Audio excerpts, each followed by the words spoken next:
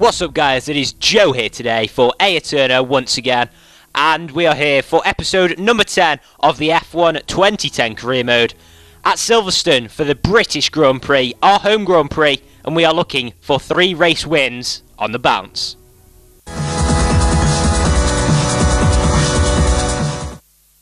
Yes, so you join me in qualifying 3 as usual. We have breezed through the first 2 sessions and we are now coming on to our one and only flying lap in this Q3 session as we just about get past Adrian Sutil, coming through Maggots, Beckett and now into Chapel Curve and onto the Hanger Straight as we run a little bit wide there.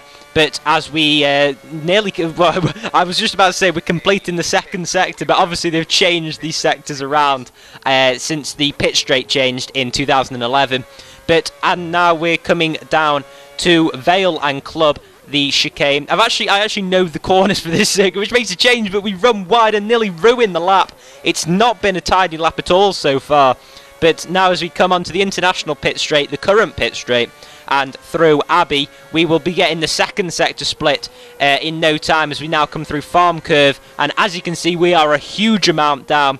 And as we run wide there, it looks as if we're going to decide to just save some tyres for the start of the race.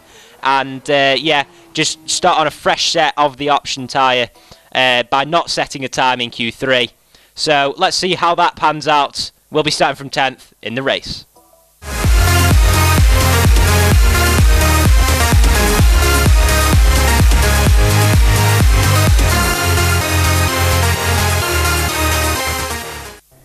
Here we are then, sitting on the grid for the British Grand Prix. We've won in Canada, in Valencia, and now can we do it in Silverstone? We get off the line pretty well, and closing in on Robert Kubica as we're going to try and hang it round the outside. We do that very, very nicely through the first corner at Copse.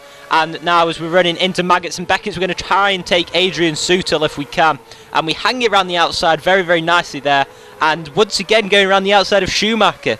All the moves around the outside, and we're past Rosberg now on the exit of Chapel.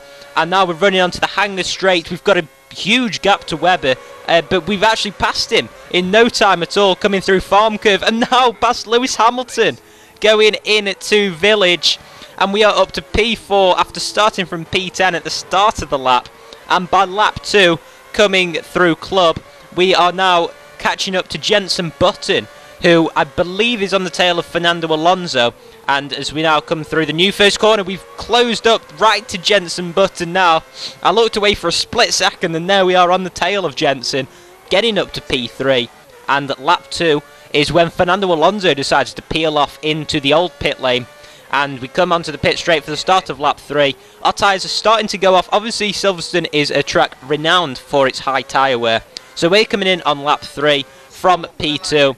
So we're not that far behind Sebastian Vettel. We've got a good chance here of putting ourselves in a good position to try and get this race victory. It's going to be difficult, but hopefully the Williams crew can pull off a nice pit stop for us today. And it doesn't look like there's any delays apart from Vettel. We're out just behind him. A 5-second pit stop is quicker than we usually get, has to be said. But yeah, I mean it's looking good so far for the race. But is that Fernando Alonso we've got ahead of? I think we have. Yes, we have. We've jumped Alonso in the pit phase. That's the word I was looking for. As we come through Chapel now, keeping a nice tight line, and we're really getting into the groove with this circuit. I was actually driving with a pad back then. This was recorded absolutely ages ago. It must have been about 8 weeks ago. And I nearly choke. But it was a very, very difficult circuit to drive with the pad on F1 2010. Couldn't quite get the optimum lock. But as now we're closing up to Sebastian Vettel by midway through lap 5. And we're going to have to see whether he is. He's being held up by Jaime Alguersuari, I believe, in the sister team of all the teams. It looks as if Vettel has been held up by that Toro Rosso of all the cars, and we have mugged them both off. It looks like Vettel has now got past Alguersuari, and but that has completely ruined his race, and now Alguersuari is actually back ahead of him. And wow, that is completely ruined his race. As you can see the gap that we've pulled by the end of lap 7. And I believe this is when Alguersuari is going to come into the pit lane, as our teammate Rubens Barrichello is now into the pit lane. So we're going to take the lead of this race. Thank you very much, Rubens, for that. But now we are leading the British Grand Prix in a British car with a British driver. It could be very, very perfect, as Vettel has finally got ahead of Alguersuari, but he just could not close up to us. It's the end of lap 10. Our tyres have held out beautifully, but we are now onto the pit straight, and we are going to take our third victory in the row. We have won the British Grand Prix in a Williams. Absolutely fantastic stuff. Great job! Great job! What a win!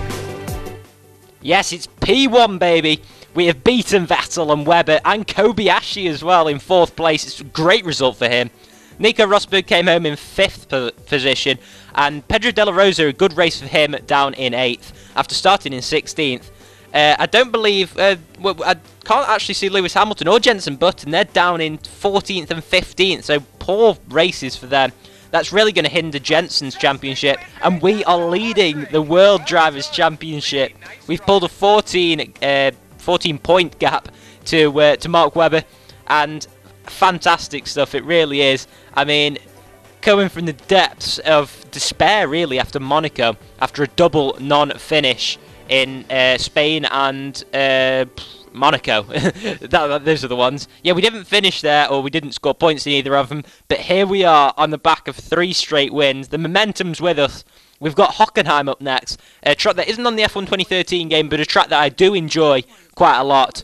But yeah, that's about it for today, guys. I hope you really, really enjoyed that race. I know there wasn't a huge amount of action, but it makes a change. I'd like to think that you appreciated the fact that I knew the corners. A lot of people don't, so I did put a little bit of effort in, at least for that. But yeah, overall it's been a very, very good race. We've got the German Grand Prix up next for round 11. I'm going to try and get these out pretty much every other day.